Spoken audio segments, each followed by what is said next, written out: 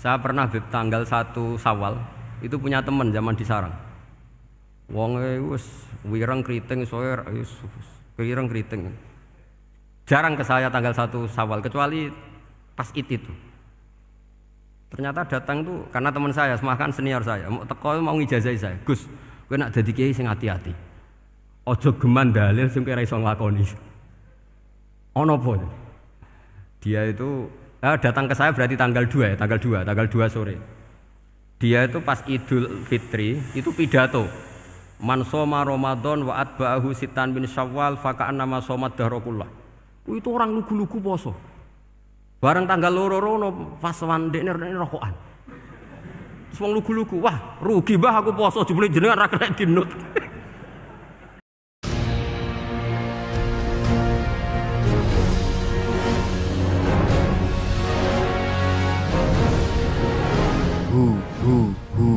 Allah. Jadi saya itu punya santri orang Sulawesi. Itu dulu guru gitar. Santri di Jogja, dia dulu sekolah kesenian di Jogja terus jadi guru gitar. Saya ini kan kiai fikih. Saya mazhabnya sama dengan Pak Najib, termasuk ngaramkan gitar saya ini.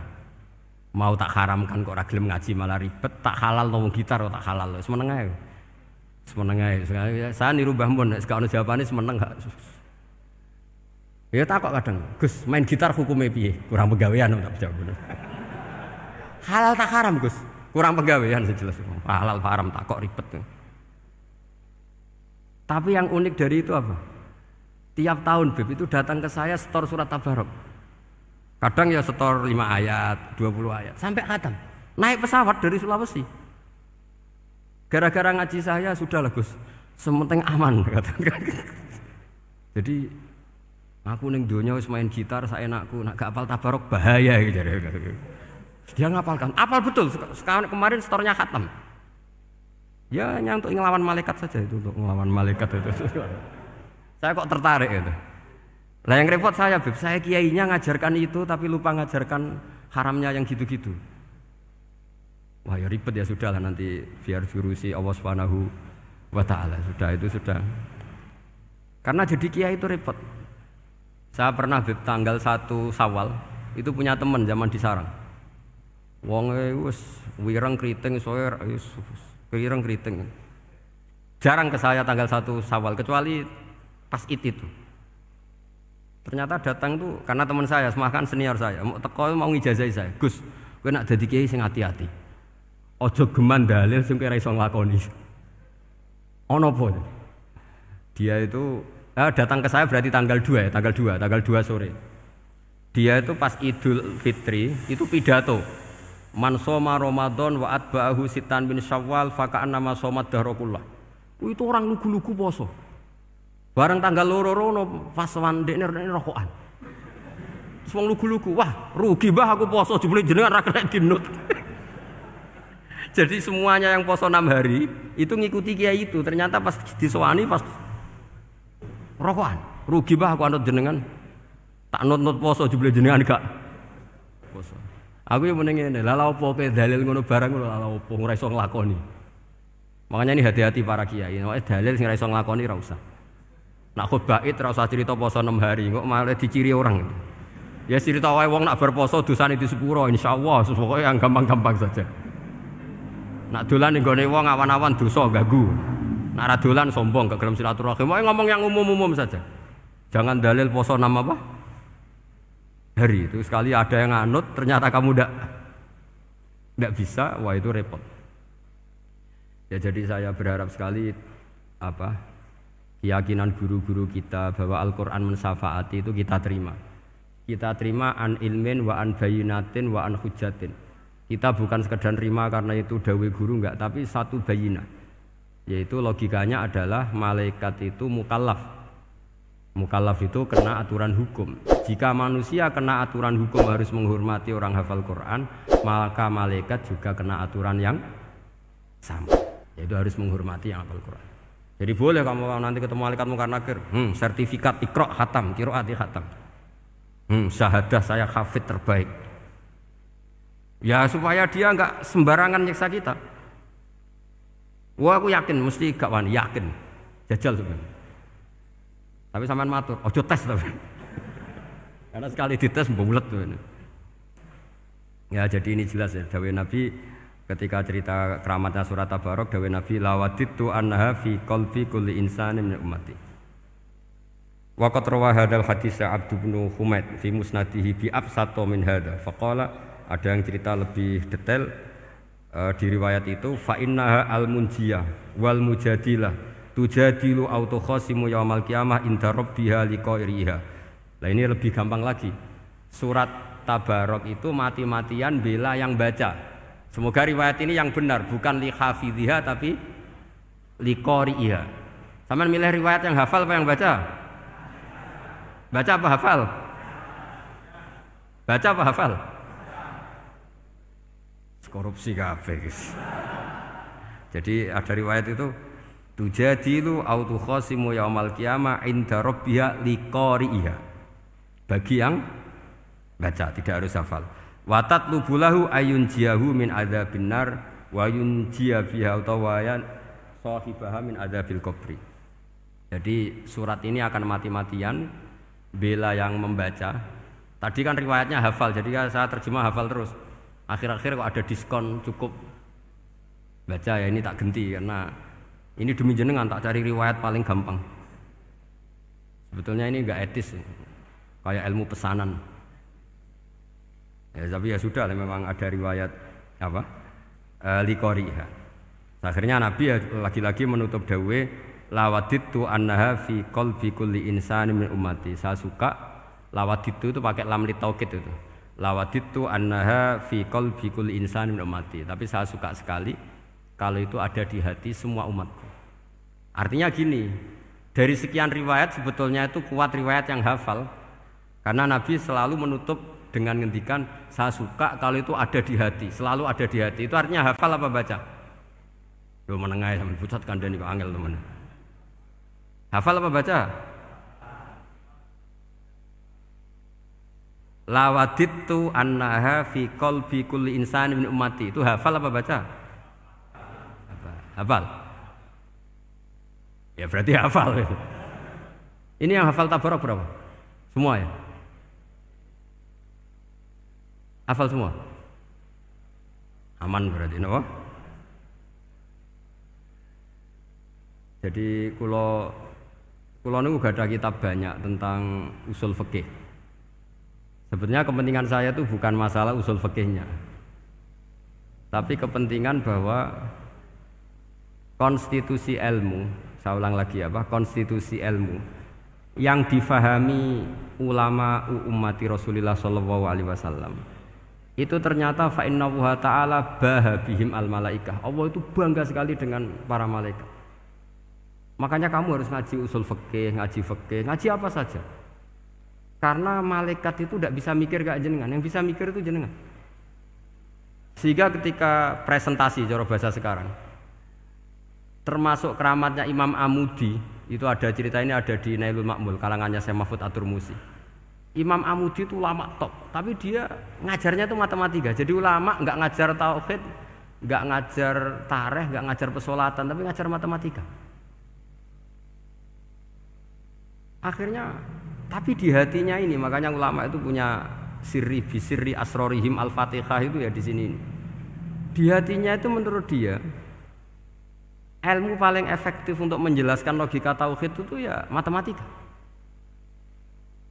Singkat cerita, ketika ketemu para malaikat, ngendikannya Allah, ya Amudi, kenapa kamu sering belajar matematika? Li tauhidika ya Rabbi, supaya saya mentauhidkan engkau.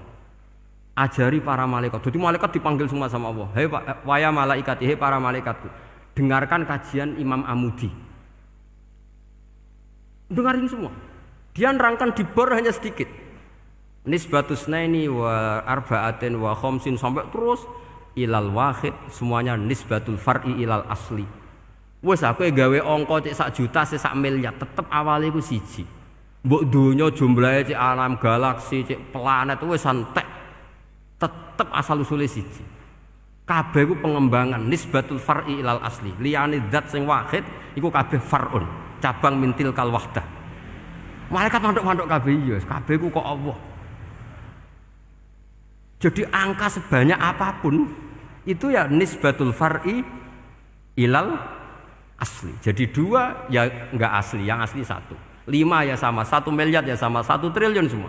Berapapun jumlahnya bilangan, semuanya adalah far'un minal wahid.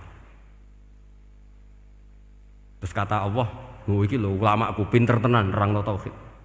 Nah, malaikat kan monoton. Pokoknya wiridan sudah gitu dok. Akhirnya, padahal malaikat ini pernah nggak terima ketika ulama itu masuk surga duluan, karena kan wiridan ini lama malaikat. Tapi ternyata apa? Kata Allah, kowe wiridan terus wajar gak di nafsu. Manusa tak kei nafsu jek eling aku. Akal terbaiknya dipakai untuk saya kata Allah, yaitu untuk litauhidi, untuk mentauhidkan saya. Itu Imam siapa? Amudi. Jadi dia. Terus saya punya kitab, pernah ngaji sama Mbah Mun, namanya kitab Al-Husunul Hamidiyah. Itu ada ulama, itu ahli gambar. Gambar. Kitabnya itu bergambar. Yo kadang gambar wit, kadang gambar wedhus, pokoknya kitabnya itu gambar. Tapi wong keramat. Dulu kitab gambar tapi hawane hawa tauhid. Nah, sampean kan enggak ngarang kitab primbon. Donga mahabbah. Lah ndekne dhewe Joko Tuwa kok ngijazahi mahabbah. Lucu kan. Ana Kiai Fakir jal ijazah jal berizki yo ngijazahi udah ndekne dhewe. Fakir. Lha sing repot menen. Ndekne dhewe ra cerdas ngijazahi ilmu laduni. Seribet Mas. Ndekne dhewe ra cerdas ngijazahi ilmu napa? Ternyata di akhir kitab itu dijelaskan gini. Fa inna hadhihi suwara, semua gambar ini awaluha min nuqtah wahidah. Awalnya adalah dari 1 titik. Jadi famadarul wujud adalah an-nuqtah, 1 titik. Nuqtatul wujud yaitu Allah Subhanahu wa taala. Mbok kowe gambar seruwet apapun. Wis aku gambar benang paling ruwet sing ra iso diurai. Awalnya 1 titik apa 2 titik? 1 titik.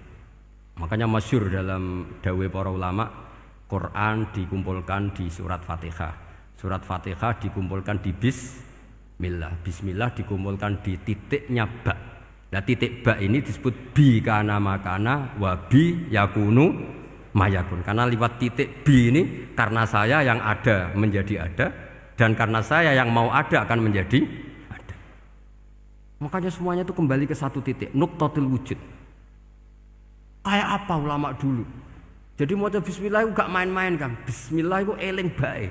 Bak ini nuqtatil wujud, bahwa kita benar-benar bertauhid. Mbok kayak apa buletnya gambar, mbok kayak apa ruwetnya, tetap dimulai dari 1 titik. Mbok kayak apa jumlah angka-angka itu, dimulai angka 1. Nah, sampean saya harapkan nanti kalau ketemu Allah, itu Allah bangga dengan sampean kon mulang tauhid ning malaikat. Orang ning TPQ kon mulang malaikat. Itu cita-cita terbesar saya, kepengen mulang malaikat. Mulang sampean wis bosen yakin, wis aku pengen. Oh keren, mulang. Ya, maksudnya aja malaikat kok Jibril, Mikail itu malaikat elit. Sing awam-awam ya, sing mboten. Kalau malaikat ini papan atas niku pun alim banget. Saya kenapa ngomong demikian? Saya ini punya tafsir namanya tafsir Al-Qurtubi. Itu Imam Qurtubi termasuk tak anggap mufassir hebat. Beliau ketika ngendikan wa idz qala rabbuka lil malaikati, saterusé terus walhasil malaikat itu terus protes ataj'alu fiha may yufsidu fiha wa yasfikud dima. Itu kan ada pertanyaan di tafsir itu. Bagaimana mungkin malaikat itu protes kepada Allah padahal malaikat itu terkenal loyal sama Allah, nggak pernah intervensi, nggak pernah gugat. Kenapa ini kok ada cerita malaikat kok gugat ataj'alu? Jadi Imam Qurtubi, hum awamul malaikah, itu awamnya malaikat. Bukan yang kayak Jibril, Mikail. Itu malaikat-malaikat yang nggak ada namanya, awam. Jadi jangan bayangkan yang protes itu kayak malaikat Jibril. Jadi harus dibedakan. Nah, saya ya tentu kalau ngajar malaikat ya milih yang ini, yang nggak jelas namanya ini sudah. Kalau Jibril ya nggak mungkin diulang, sing nggawa wahyu. Apa alam Quran sepiro? Aku sing nggawa Quran ribet kan malah. Lah nek Israil mbok ulang tersinggung dipletet lah semuntas malah ribet. Mikael mbok ulang tersinggung kira di donasi bagian duit dan bagian rezeki. Ribet. Wis mulang malaikat sing awam. Saya itu termasuk hilang ya, hilang iskal saya, janggal saya karena tafsir Qurtubi. Dulu saya itu iskal. Mau malaikat kok ngevaluasi kebijakan Allah itu artinya kan gini. Ya Allah, engkau mengangkat Adam sebagai khalifah. Padahal potensi Adam itu adalah ifsad. Ya, ataj'alu fiha ma yufsidu fiha wasfikud dima. Kata malaikat, wa nahnu nusabbihu bihamdika nuqaddisu lak. Itu kan paradok, kalimat yang paradok. Paradoknya begini. Ya Allah, tolong evaluasi engkau mengangkat Adam sebagai khalifah. Potensi Adam adalah merusak bumi. Wa nahnu nusabbihu bihamdik, kita ini selalu mensucikan engkau. Loh, itu kan paradok. Kalau mereka mensucikan Allah, artinya mensucikan juga min ihtimalil khata'. Mensucikan bahwa Allah itu tidak mungkin salah. Lah ini bilang mensucikan kok. Saya mensucikan engkau Gusti, tapi kok dalam hal ini kok kayak jenengan itu salah gitu. Wong karwan Adam kok mbok angkat. Makanya Allah duka. Wong kowe ku jare maca tasbih kok ngevaluasi. Ya kan maknanya mentasbihkan Allah apa?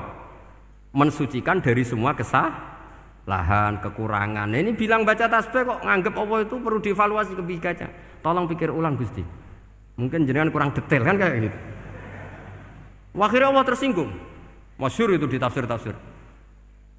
Meskipun tafsir itu sebagian Israiliyat, yang keterusan itu rodok Israiliyat. Tapi cara kula rodok setuju, Israiliyat yang rodok-rodok gitu. Itu kan masyhur itu. Akhirnya, lah apa alasannya Adam kok salah? Bani Adam tentu akhirnya Adam ini kemudian terganti ke Bani Adam. Dan itu jadi perdebatan ahli tafsir. Apakah dhamir itu harus kembali ke asal? Apa boleh ke pengembangannya? Misalnya Adam itu kan di situ disebut ataj'alu fiha may yufsidu fiha wasfikud dima. Padahal Adam yang nabi ini enggak pernah yusfikud dima. Enggak pernah yufsid fil ardi, juga enggak pernah wasfikud dima. Ya, saya ulang lagi, Adam yang nabi itu kan enggak pernah ngalami ataj'alu fiha may yufsidu fiha wasfikud dima. Berarti Adam ini nanti yang nakal, yang sampai senang pertemuan darah itu Adamnya apa anaknya? Anaknya kan? Itu jadi perdebatan ahli tafsir. Walhasil singkat cerita, malaikat ini tidak salah. Nyatanya kita tahu kan perang di Irak, di Syria, perang zaman Belanda, Bani Adam itu senang safkud dima. Tapi ternyata malaikat ini ditegur sama Allah. Piye-piye manusa iku salah iku duwe nafsu. Kowe bener mergo ora tak kei nafsu. Masyhur terus dicerita Israiliyat itu ada malaikat, nggih jajal Gusti. Jajal tenan dikei nafsu, medun ketemu wong adus langsung merkosa. Gawe anan sih, ora kenalan sih. Terus dari Allah, wah lumayan manusa ana mukadimah iku awur-awuran ae. Walhasil terus malaikatnya ape terbang enggak bisa. Ini kata cerita Israiliyat, kamu harus menentang cerita ini. Tapi saya setuju. Singkat cerita, pertanyaannya adalah, mungkinkah malaikat melakukan kesalahan? Padahal termasuk salah adalah protes kepada Allah Subhanahu. Tadi dijawab oleh Imam Qurtubi, hum awamul malaikah. Itu awamul malaikah. Jadi kita harus membedakan malaikat yang papan atas, yang ashos. Kalau dalam tafsir modern disebut malaikat sing ashos, kayak Jibril, Mikail. Ada malaikat awam. Nah, yang awam ini ya biasa, yang bilang qalu ataj'alu fiha may yufsidu fiha wa yasfikut dima. Wa nahnu nusabbihu bihamdika nuqaddisu lak. Itu kan paradok. Paradoknya, ya Allah, engkau mengangkat Adam jadi khalifah itu kayaknya salah. Harusnya kan ngangkat kita, karena kita ini yang selalu mensucikan engkau. Loh, mensucikan Allah, kok nganggep Allah mungkin salah dalam bikin keputusan. Makanya hati-hati kalau baca tasbih. Kalau Allah Maha Suci, ya sudah suci dari segala kesalahan, kekurangan. Jika wiridannya Rasulullah yang diajarkan kita, subhanallah bihamdi adada khalqi wa ridha nafsi wa zinata arsy midada kalimati. Jangan subhanallah pakai versi kamu. Allah Maha Suci. Ternyata kamu punya khayalan tentang Allah. Nah, kalau khayalan kamu salah, berarti mendudukkan Allah tidak sesuai sifatnya Allah. Makanya ahli tauhid terus punya satu pakem ilmu yang namanya ma khatara bi balika fa wau bi khilafi dzalik. Apa yang ada di hatimu bahwa Allah seperti ini, hakikatnya Allah tidak akan seperti itu, karena Allah mukhalafatul lil hawadits. Karena ini masalah-masalah sensitif. Dan itu yang salah, saya ulang lagi, awamul malaikah. Kata Imam Qurtubi siapa? Awamul malaikah. Ya, saya teruskan. Jadi kula suwun seperti keinginannya Rasulullah sallallahu alaihi wasallam. Terus niki terakhir anna Rasulullah sallallahu alaihi wasallam kana la yanamu hatta yaqra alif lam mim tanzil wa tabarakalladzi biyadil mulku wa qala las antawuf yufaddilani kulla suratin fil Qur'an bisab'ina hasanatan. Jadi di antara kelebihannya surat Tabarok adalah mengungguli umumnya surat dengan kelas 70 kali derajat. Jadi keunggulannya surat Tabarok itu bisab'ina darajah di bawah surat-surat yang lain. Sudah, ini surat Tabarok agak panjang. Tapi alhamdulillah dari semua itu surat Tabarok itu kalah mbek Qul huwallahu ahad. Jadi ini nikmat terbesar kita. Karena enggak perlu Tabarok, saiki porsi ini diturunkan jadi apa? Qul. Makanya banyak tarawih main apa?